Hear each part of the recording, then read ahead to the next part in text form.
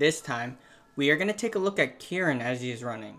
To give some context on this clip, this session was comprised of 10 30-second intervals with 40-second rests in between.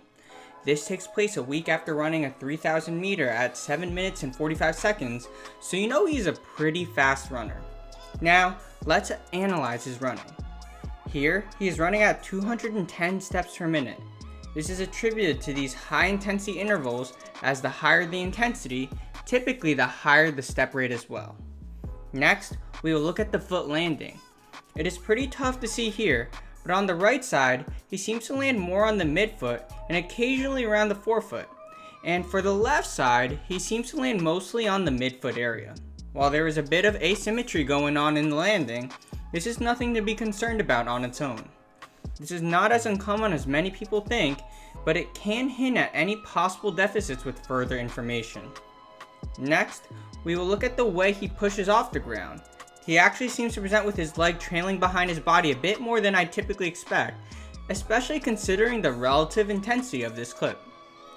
When running at higher speeds, you typically don't want this to occur, as you want the leg in the air to come quickly forward for the next step.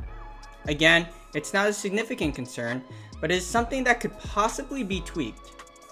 Next, we will look at the vertical bounce. It is really hard to really take a look due to some shaking and angles of the camera, but he really does not present with much bounce. This may be related to improved efficiency with force generated through the ground from the push-off, as well as the higher step rate seen here. Next, let's move on to the trunk. It looks like he is leaning forward, but it's more so his whole body leaning forward. His trunk is actually upright, which is what we want. Now, there could be some slight arching of the back, but honestly, that may be more so due to increased hip extension from the leg trailing behind, as I brought up earlier. Next, let's move on to the arm swing.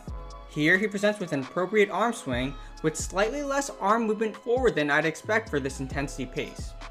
While this is the case, this does not concern me at all. Finally, let's look at the head. He looks pretty stable with his head looking straight ahead, which is good. And that's all for the quick breakdown. I'd love to hear your thoughts on the video. And as always, thank you for watching.